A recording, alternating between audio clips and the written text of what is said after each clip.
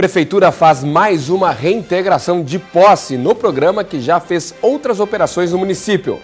Casas que foram desocupadas e demolidas estavam às margens do rio Corumbataí, no Jardim Nova Rio Claro. Dificuldade para agendar perícia no INSS fez com que morador de Rio Claro tivesse despesa para ir até outra cidade e mesmo assim não foi atendido. No Direito do Trabalhador, vamos orientar você sobre esse assunto. Prazo para sacar o PIS termina amanhã. Mais de 1,5 milhão de pessoas ainda não retiraram o valor. Ao vivo, as informações sobre a exposição de carros antigos que acontece domingo no Claretiano Rede de Educação. O Rio Claro Notícias desta quinta-feira começa agora.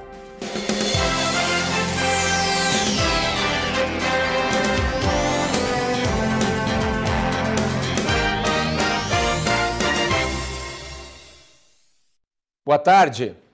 O Corpo de Bombeiros foi chamado hoje pela manhã para controlar um incêndio que atingiu uma casa no bairro Vila Indaiá, aqui em Rio Claro. De acordo com a corporação, as chamas começaram no quarto e se espalharam por outros 2 cômodos. Não tinha ninguém na casa na hora em que o fogo começou e por isso ninguém ficou ferido. As chamas foram controladas rapidamente e as imagens foram feitas pelo cinegrafista Adilson Alves. Olha, vamos falar agora de um projeto de reintegração de posse da Prefeitura que já vem acontecendo em vários pontos da cidade. Já começou há pelo menos 2 meses e ontem passou pelo bairro Jardim Nova Rio Claro, onde havia construções às margens do rio Corumbataí. Barulho. Muito barulho e entulho. Só isso restou do que era uma casa e um depósito. Esta é mais uma ação do programa de reintegração de posse que a Prefeitura de Rio Claro passou a fazer desde o começo do ano. Esse trabalho só aconteceu depois que o município recebeu uma notificação do Poder Judiciário. Algumas pessoas, inadvertidamente, construíram residências e áreas de comércio. Então, nós estamos inicialmente limpando as áreas que não estão habitadas, que estão começando as construções, não estão ainda com o seu teto colocado e futuramente vai ser limpa toda essa área invadida. Muitas casas permanecerão habitadas até que os moradores possam ser encaminhados para outros locais. Por isso, parte do terreno ainda segue ocupado. Todas as famílias já foram notificadas para deixar a área invadida. Inclusive foi feito um trabalho com a ação social, com as assistentes sociais, para ver o número de pessoas, de crianças, e elas foram notificadas, tá? Família por família, para deixar a área invadida. Como elas não estão atendendo, nós vamos primeiro ver a parte de logística para retirar essas famílias e depois fazer a demolição. O que era para ser apenas mais uma reintegração deu um pouco mais de trabalho para a Guarda Municipal. Antes de derrubar a casa, os agentes encontraram uma trilha e indícios de que havia tráfico de drogas no local. Além de cápsulas de armas de fogo deflagradas, possíveis esconderijos e até mesmo um sofá. Justamente nele havia um papelote de maconha. O cão de faro Átila foi levado para completar a varredura, porém pouca coisa foi encontrada. A gente acompanha aí para tá fazendo aqui juntamente com o pessoal a segurança dos próprios funcionários, né? Em primeiro lugar, é a segurança do pessoal que vem para trabalhar. Em seguida, para evitar que a população, que o pessoal que invadiu essa área, venha a oferecer algum risco aí para o pessoal tacar pedra, alguma coisa desse tipo, entendeu? Mas também o espaço era usado para o sustento. O seu Antônio construiu um pequeno barraco para recolher produtos recicláveis e depois vender. Ele sabia que não era permitido ocupar uma área como esta. Até tentou reverter a situação, mas viu o depósito ser colocado no chão. O meu problema é que isso aqui que eu ponho aqui, essa reciclagem, eu compro da turma, né? Compro, cato na rua e é a minha sobrevivência isso aí, né? E a área tá fechada aqui de cerca, não tem casa. Isso aí é para ninguém pôr lixo. E hoje mesmo eu mandei o nego tirar lixo que tinha aqui na frente, né? Eles tiraram o lixo, tudo estava em árvore que eu mandei, limpei e vinha pôr isso aí minha reciclagem. Se eu fosse aberto isso aí, tinha mais casa, que a turma queria construir aí, mas eu não deixei. Que é uma área denominada de área verde, né? Ela não pode ter nenhuma edificação, nem o poder público não pode edificar em área verde, porque passa um córrego aqui atrás e a mata dela é mata nativa do local. Bom, agora o bate-papo aqui no estúdio é sobre o Código Penal e comigo aqui a doutora Iádia Salum, ela que é professora de Direito Processual Penal do Claretiano Faculdade, especialista no tema, para a gente entender um pouquinho melhor a situação do Código Penal no Brasil, propostas de mudanças, o que precisa, na verdade, ser revisto no fundo. Doutora, muito obrigado pela sua presença. Viu? Eu que agradeço o convite, estou à disposição. Com relação ao Código Penal brasileiro, que avaliação dá para fazer? Até porque se diz muito por aí, né? Principalmente quem não conhece a fundo o assunto. Não existe punidade no Brasil, né? O show é de impunidade, principalmente na questão penal. É real isso? Então, Paulo, o nosso Código Penal ele é de 1940 e desde então ele sofreu várias alterações, aproximadamente 130, 150 modificações desde então. A sociedade evoluiu demais e esse tipo de legislação, a legislação penal, processual penal, ela precisa acompanhar essa evolução. A gente tem um projeto de novo Código Penal tramitando no Senado Federal. Não sei se felizmente ou infelizmente, mas isso desde 2012 está no Senado Federal, ainda está na Comissão de Constituição e Justiça. E as principais alterações que a gente percebe que a sociedade precisa ter numa legislação penal é a criação de novos crimes cibernéticos, crimes contra a humanidade, aumento de pena para alguns crimes hediondos, aumento do rol dos crimes hediondos. Talvez uma mudança dessa legislação traga para a sociedade um sentimento de maior participação do Estado, né, na punição de crimes. Agora, o Código Penal brasileiro, eu já entrevistei aqui juízes, inclusive, que eles falam que não é um código ruim. O problema são as emendas, as outras questões que vão colocando benefícios no meio dele e vão derrubando. Então, o sujeito é condenado, por exemplo, a 30 anos, mas daí tem a questão do bom comportamento, só que vão abatendo isso até ele ficar 6 anos preso. É por aí? Paulo, perfeito. Quando a gente pensa, quando a gente tem esse sentimento, porque ele praticou o crime, ele foi solto, porque ele foi condenado, recorreu, ele foi solto, porque ele foi condenado a 100 anos, ele está solto, porque ele está em prisão domiciliar. Na verdade, o problema não é a legislação penal, não é a legislação processual penal. Não digo nem que seja um problema, mas essa proteção à figura do réu está no nosso texto constitucional. A nossa Constituição é de 1988, ano que vem ela faz 30 anos, e ela foi criada em 1988, pós-época, né, da ditadura, governo militar, e pensou-se, Constituição Cidadã, como ela é conhecida, pensou-se na proteção do cidadão. E quando pensou-se na proteção do cidadão, pensou-se também na figura do réu. Então, é na Constituição que está, por exemplo, as principais bases do direito penal, os princípios, o indúbio pro réu, na dúvida, escolhe a opção favorável ao réu, a presunção de inocência, ele tem que ter um tratamento de inocente enquanto não houver um trânsito em julgado de uma sentença penal condenatória, a individualização da pena, fiança, liberdade provisória, tudo isso está no texto constitucional.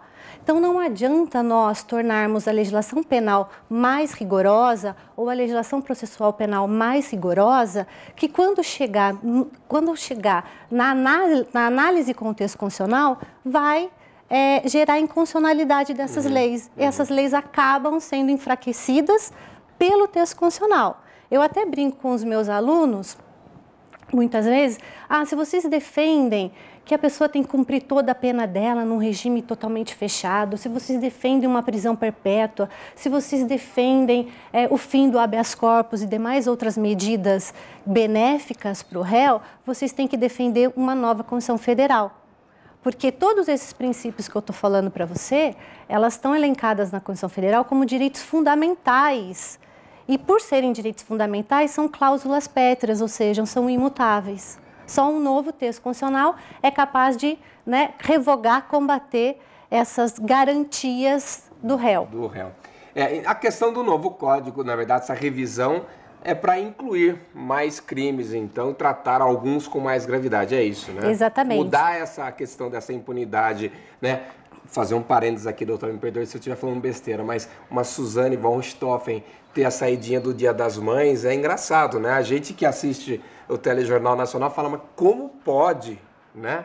Uma condenada por ajudar a arquitetar o assassinato da própria mãe ter esse benefício, né? O Código Penal é uma das legislações que precisam ser atualizadas com urgência, mas também tem o Código de Processo Penal e tem a Lei de Execução Penal, que é justamente esses direitos que você está comentando.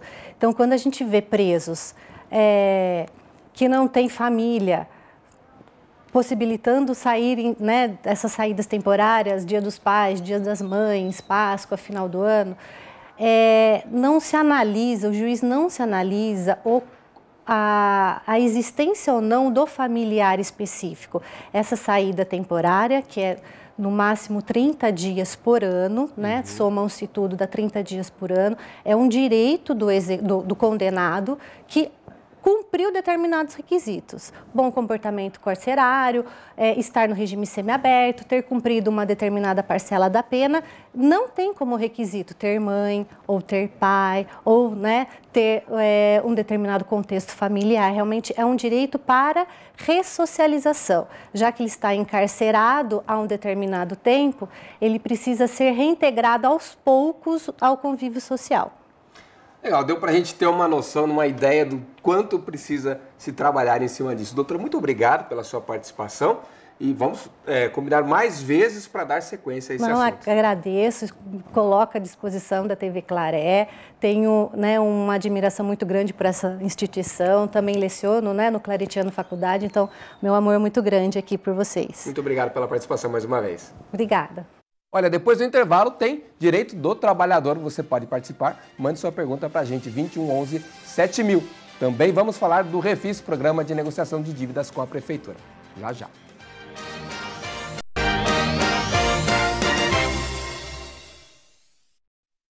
Olha, a Prefeitura de Rio Claro segue com o Refis, o Programa de Negociação da Dívida Ativa. Quem tem impostos em atraso pode procurar o atendimento, porém, uma das vantagens termina esta semana. Quem traz os detalhes é o Leonardo Alves. Os dados da Prefeitura mostram que pelo menos 20% dos contribuintes que precisam passar pela negociação já procuraram atendimento. Eu vou conversar agora com o secretário de Finanças, Gilmar Dietrich, para nos dar mais informações. Gilmar, esse número é considerado positivo ou não está trazendo preocupação?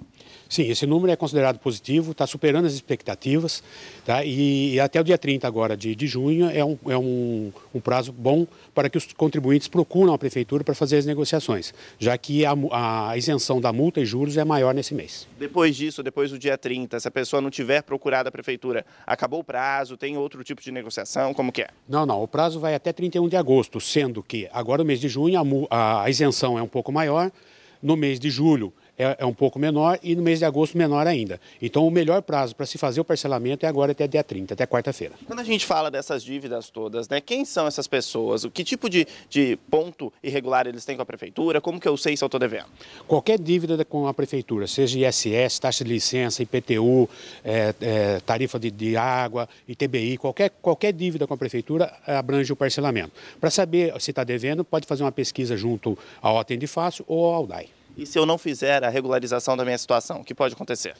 É uma determinação do Juninho da Padaria, dar essa oportunidade desse parcelamento bem estendido, em parcelas até 10 anos para pagar, com parcelas bem reduzidas. Aqueles que não optarem para fazer esse parcelamento e deixarem a sua dívida, a Prefeitura terá uma cobrança mais incisiva, onde os proprietários desses imóveis poderão ser protestados, executados e até porventura perderem parte ou a totalidade do seu imóvel. Isso é muito importante para a Prefeitura que aconteça, né, o pagamento, até porque é um valor a mais que chega aos cofres públicos, né? É uma questão de justiça com aqueles que pagam em dia.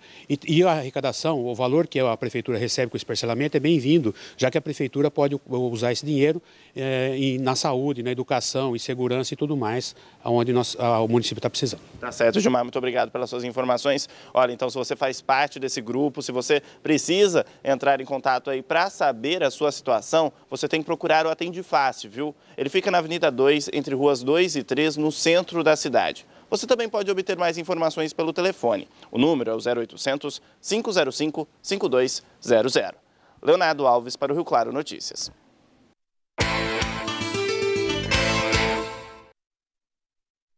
O morador procurou a TV Claré para reclamar de uma situação junto ao INSS quando ele precisou passar por uma perícia.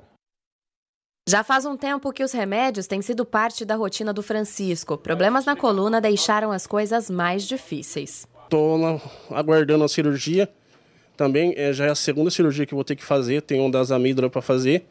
E estou no aguardo. E parece que a prefeitura está com brincadeira. Não sei o que acontece. Desde dezembro de 2016, a luta pelo tratamento de saúde do Francisco tem se intensificado.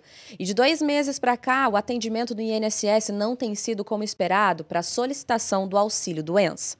Aqui em Rio Claro não está tendo agendamento para a perícia.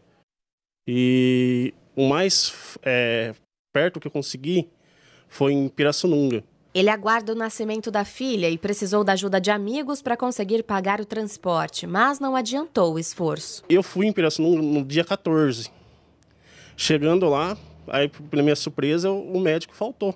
Eu tive gasto de ter, e ainda mais a pessoa doente, fica mais complicado ainda para poder arcar com essas despesas. Eu tive que alugar um carro, porque no horário que eles marcaram a perícia não tinha ônibus que coincidisse com o horário. Sem outra alternativa, um novo agendamento foi feito, mas desta vez ele não conseguiu ir até lá. Eu não tinha dinheiro, porque daí fica difícil, eu ainda com esposa grávida. Aí eu tentei remarcar, liguei no 135, aí o pessoal veio falar para mim que não podia, que eu tinha que comparecer na agência. Aí eu falei, argumentei assim, falei, peraí, o médico pode faltar e eu não?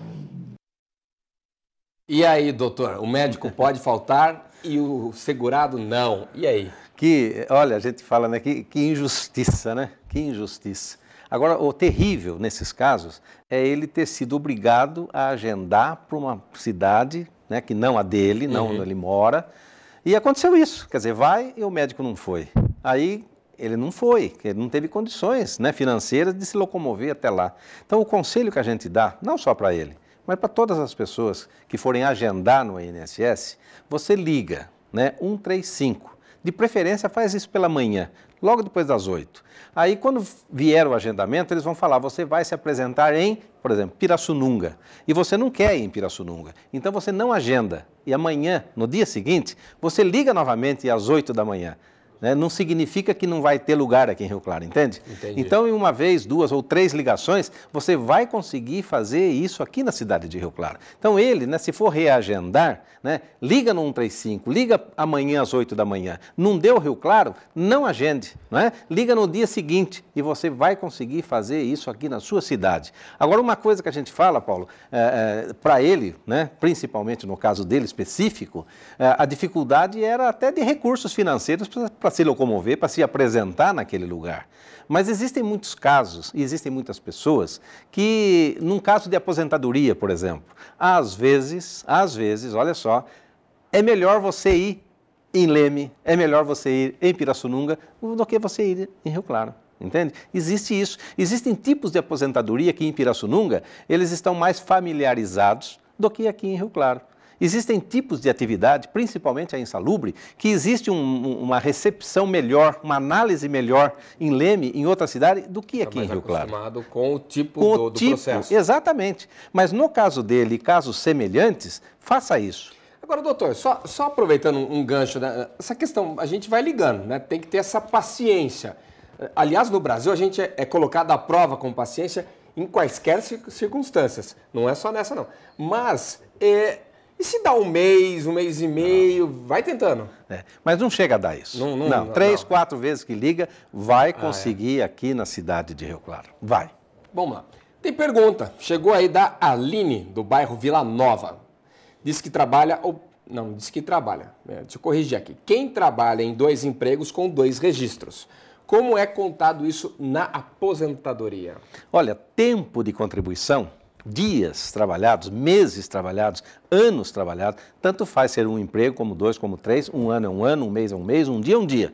Agora, o que eu ganho com isso? Eu ganho no valor da aposentadoria. Então, é sempre bom você ver qual que é a sua atividade principal, que é nos registros atuais, qual deles é o primeiro, né? Então, aquele é o base, de preferência que seja onde você ganhe mais, né? Aquele é o base. O segundo é suplementar, e ele vem a ajudar, em parte, aquele valor que você paga na contribuição principal. Então, tempo de serviço você não ganha, mas o valor você ganha.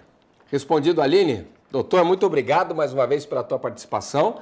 Excelente final de semana que está chegando aí e até semana que vem, se Deus quiser. Se Deus quiser. Até lá. Olha, quem está procurando emprego tem oportunidade no posto de atendimento ao trabalhador aqui de Rio Claro. Vamos conferir.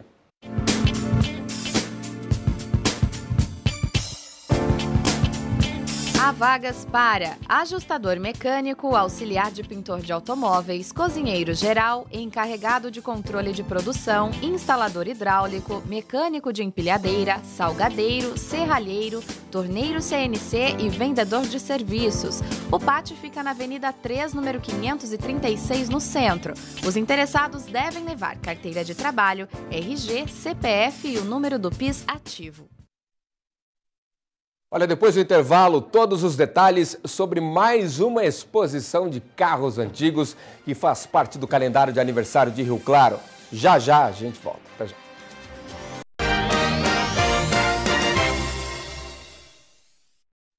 Olha, hora da previsão do tempo aqui no Rio Claro Notícias. Vamos conferir.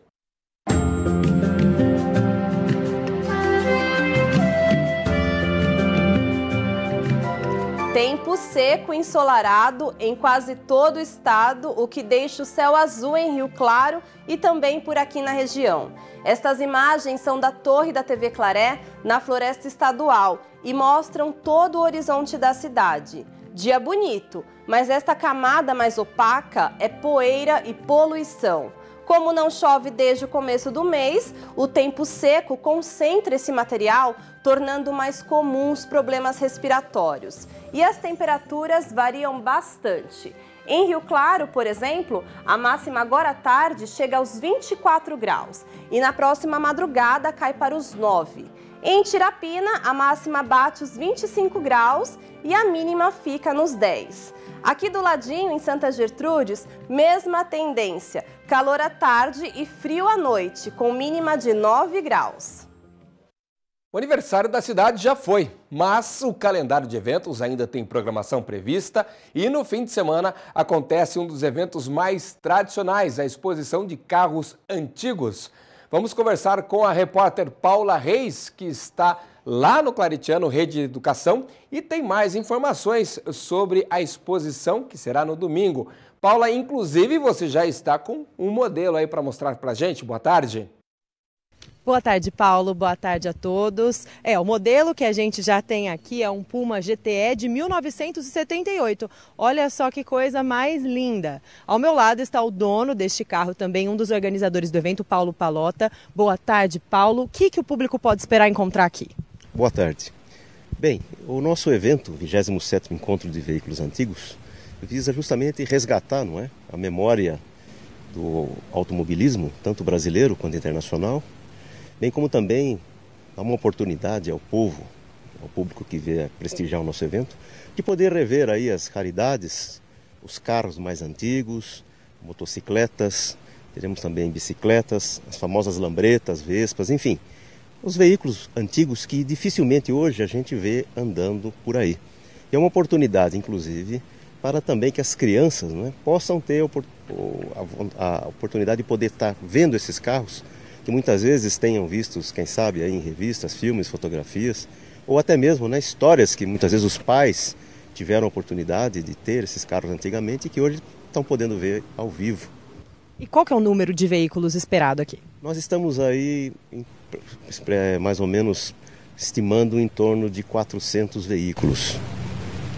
Então estamos aí no aguardo possivelmente de uns 400 veículos. Desde, como eu falei, veículos antigos de passeio, caminhonetes, motocicletas, bicicletas, enfim, veículos no geral, né?